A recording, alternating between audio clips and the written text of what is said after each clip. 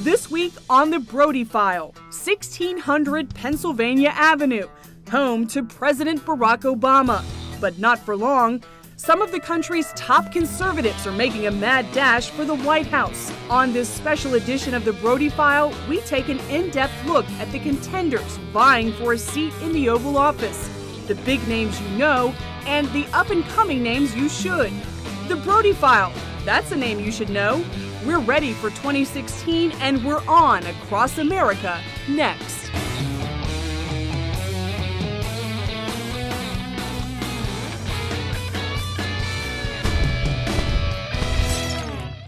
Welcome to this very special 2016 Battle for the White House edition of the Brody File.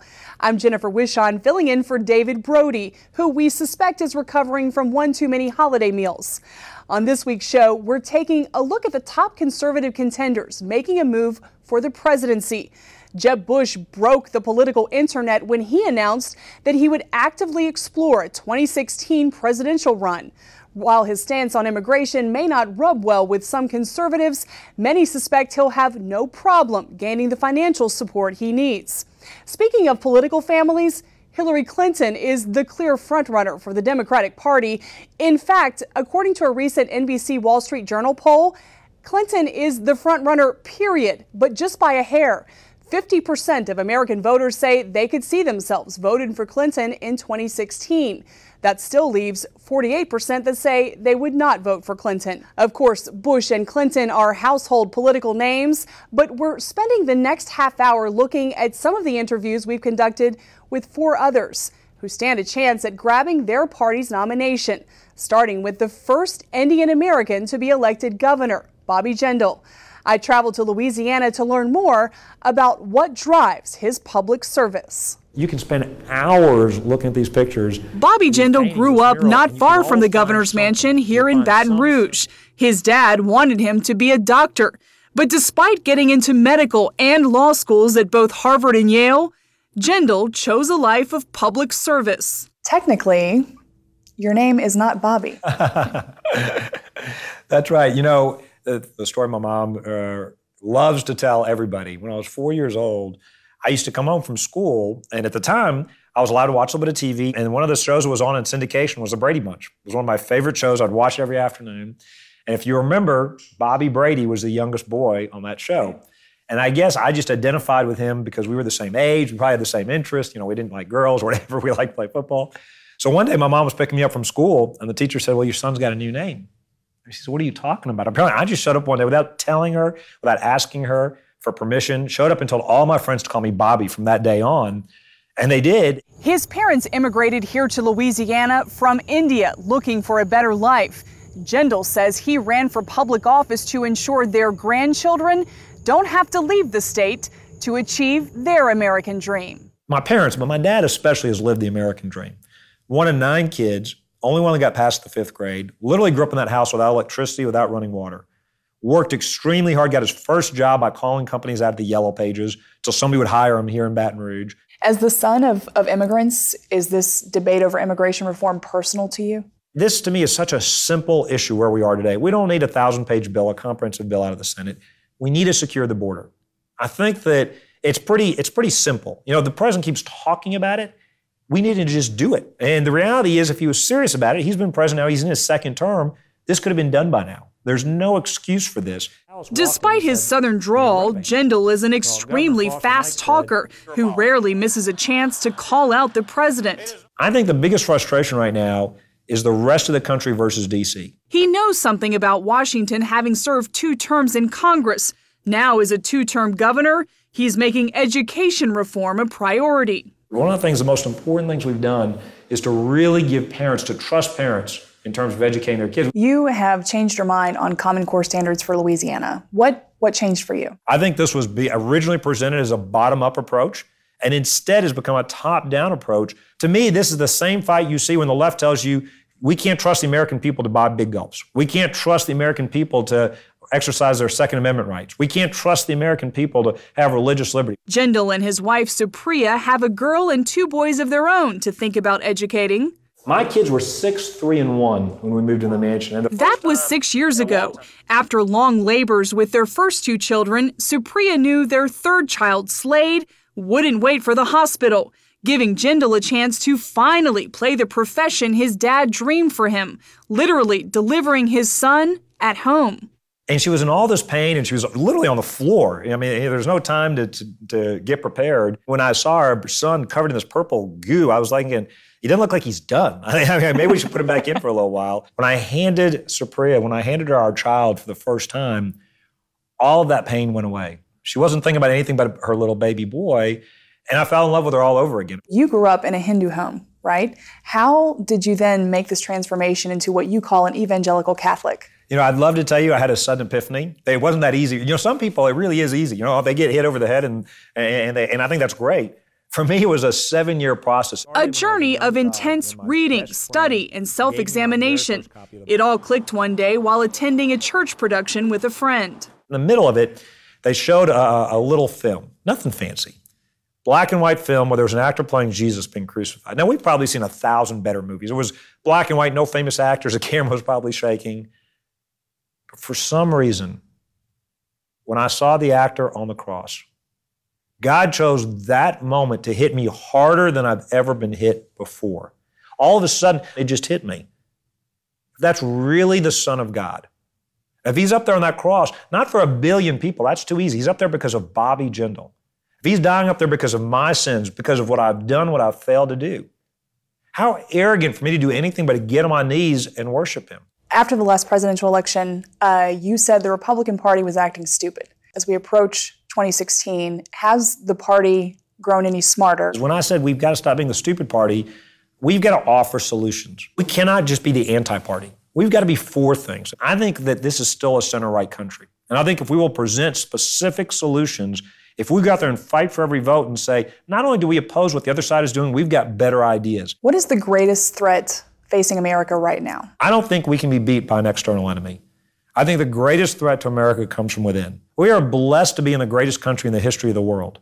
But it's not inevitably so. We've got to renew that every generation. I think the biggest threat is that erosion of what it means to pursue the American dream. It's that assault on religious liberty. It's the undermining of what makes us an exceptional country. He's not shy when it comes to talking about who he consults about the future. It's like Jesus, it's like God gives us the book of life. He doesn't let us look at every page, but he lets us look at the last page. And the last page, our God wins. He beats death, he beats Satan, he gets up off that cross. We should rejoice and we should live our lives with grace, glory, and humility, animated by that sense that we worship an all-risen, all-powerful God who's got plans that we won't necessarily understand.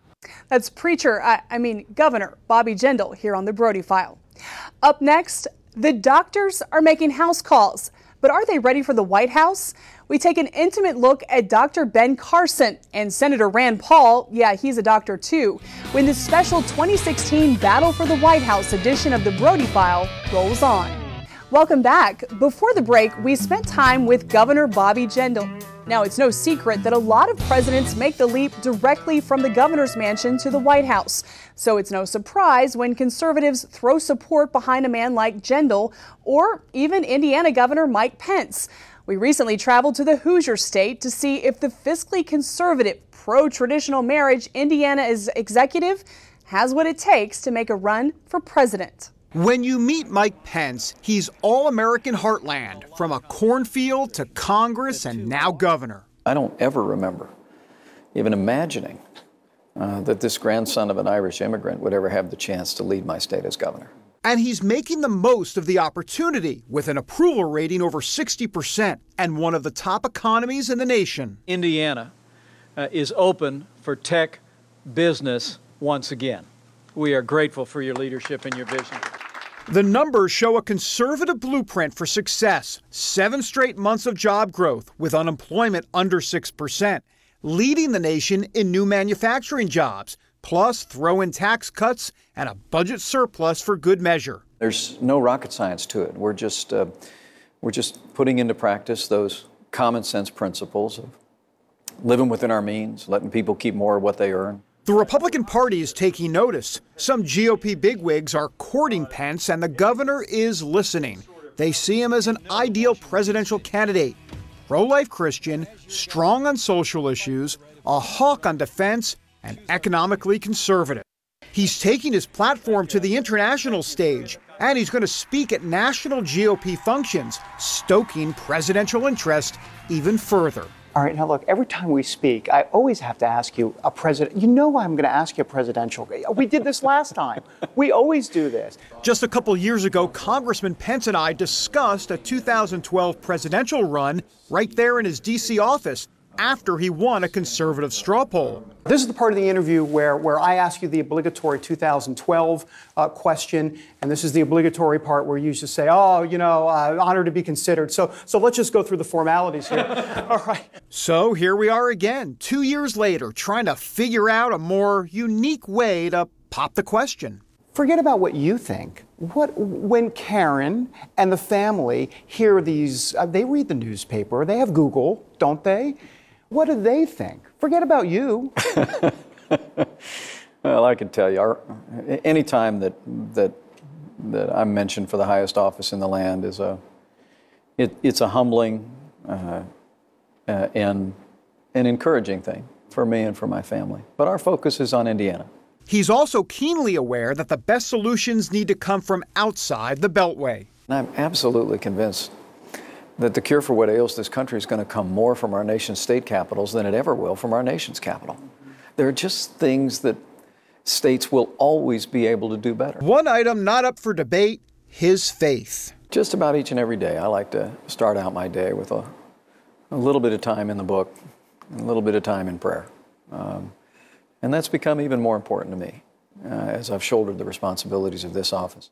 Pence gave his life to Jesus as a college freshman, and now as governor, he's mindful of Solomon's prayer in 1 Kings 3, where it says, "Give your servant, therefore, an understanding mind to govern your people, that I may discern between good and evil.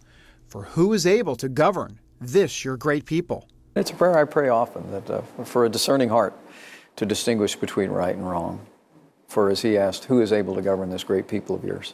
And in Indiana, it's Governor Pence for such a time as this. Mike Pence is definitely a man to watch in the coming year. All right, when we come back, the other side of Rand Paul. We're headed to Central America as the Kentucky senator gives us a special glimpse inside the operating room. That story and more as this special Battle for the White House edition of the Brody File continues. Welcome back.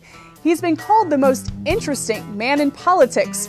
He's a former ophthalmologist and son of a popular congressman. We're talking about Senator Rand Paul, and you'll never guess where I caught up with him. In Guatemala, as he performed eye surgeries for desperate patients. Take a look. This is the unknown side of Senator Rand Paul.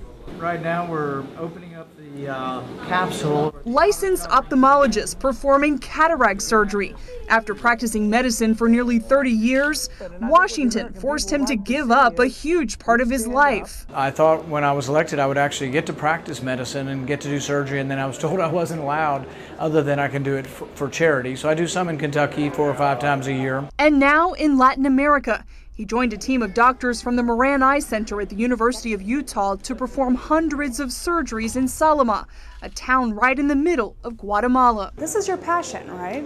Yeah, I love doing surgery, and I first got interested in ophthalmology because my grandmother had a lot of problems. Why Guatemala? Some say it's Paul paving his vision for the future. There's some truth to that, but this Latin connection goes back nearly 20 years. That's when the Hernandez brothers traveled to Bowling Green so Paul could operate on their eyes. Hold your hand, mira aquí. Here in Salima, this ophthalmologist is one of only 2 serving nearly 1 million people. In the U.S., there's one for every 20,000. And with more than half of all Guatemalans living below the poverty line, even with access, most can't afford eye care. So people lined up early and waited patiently for a chance to see again. I feel blessed. 39 million people in the world are blind. 90% of them live in poverty, and most of them could be cured if they had proper access to eye care. Young children in developing countries who go blind only live another year or two. That's why doctors here put up with the cameras and chaos following Paul, hoping it will shine a light on the burden of global blindness. Paul wanted to focus attention on his surgical skills, but when he invited the cameras, some suspected was to cast himself in a new light for some conservatives who see him as weak on foreign policy, something he calls a dirty rumor. Some of the narrative is driven by people who are competitors who would like to be the one leading the party or leading what our party stands for. But the bottom line is I'm a big follower of Ronald Reagan and believe in peace through strength, and I believe it's the #1 priority of the government is to defend us against foreign attack. This year, authorities have apprehended more than 60,000 unaccompanied children and another 60,000 adults with children illegally crossing the U.S. border, many from Guatemala. Senator Paul talked with the nation's president about a solution he thinks could ease the pressure. There are thousands of people who in America who want to adopt kids from Guatemala. A lot of kids don't have parents or don't have sufficient support here. So really, part of the answer is legal immigration. Let's have more legal immigration. Let's have more adoption. And when it comes to Washington's immigration stalemate, Paul's sticking to his demand to secure the border before anything else. But it's interesting, securing isn't always sort of fence or barbed wire or things like that. Securing is also having an adequate work program, because we actually want people to come to our country to work. 400,000 people come to pick crops every year in America. So it's a matter of trying to figure out how to do it in an orderly fashion. Meanwhile, he's sending all the signals that he's running for president. I think all of us want to do what they're most effective at doing, and it's whether or not that'll be as a senator from Kentucky or as a physician from Kentucky or running for another office. It's whether or not you can have an effect and an impact and do something that will make the country better. Time will tell. Senator Rand Paul here on the Brody File. When we come back, another doctor, Ben Carson, with tough talk about President Obama's policies. Could the good doctor make a run for the White House in the near future? We travel to his home in sunny Florida for a one-on-one next. Welcome back to this very special Battle for the White House edition of the Brody File. The last stop on our presidential contender show leads us to the Sunshine State with Dr. Ben Carson. Carson made headlines, you may remember, when he publicly berated Obamacare at the National Prayer Breakfast a few years back. But the retired neurosurgeon has a real shot at the White House. The Run, Ben, Run committee has representatives on the ground in all 99 counties in Iowa. They've also secured more financial support than Hillary Clinton's Political Action Committee. Get that. David Brody talked to Carson to learn more about his past and what could be a very presidential future. Dr. Ben Carson is known as a straight shooter, whether it's pool or talking politics. Obamacare is really, I think, the worst thing that has happened in this nation since slavery. His no-nonsense approach captivates conservative audiences, and now the massively organized Draft Ben Carson for President movement has positioned him near the top of presidential polls. Indeed, it looks like he might be ready to move from medicine to politics. But first, he says God would have to grab him by the collar. And how is that conversation going with God about this potential presidential run? Has he grabbed you by the collar yet? I read an article about that. I feel fingers. A presidential run would only add to Carson's achievements. My life has been truly amazing. I think about it all the time. His well-documented journey is told in the book and movie Gifted Hands. It begins in Detroit, where he was raised by a single mom. Poor grades followed, along with a violent temper that led him to a stabbing incident with a friend. On that day, the knife miraculously hit the boy's belt buckle, giving young Ben Carson another chance to turn his life around. And he took it. Alone in his house, he picked up a Bible, gave his life to Jesus, and asked the Lord to take away his violent temper. Never had another anger problem since that day. And some people say you just learn how to cover it up, but when the Lord fixes a problem, he fixes it. He doesn't do a paint job.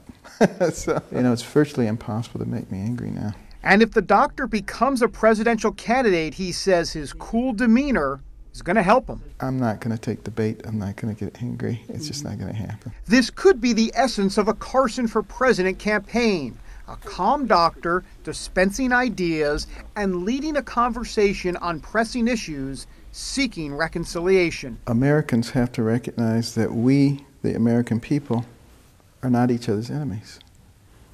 The enemies are those people who try to divide everybody up. For example, those calling pro-lifers anti-women or traditional marriage supporters anti-gay. They've been reading a book by Saul Alinsky called Rules for Radicals, which says never have a conversation with your enemies because that humanizes them.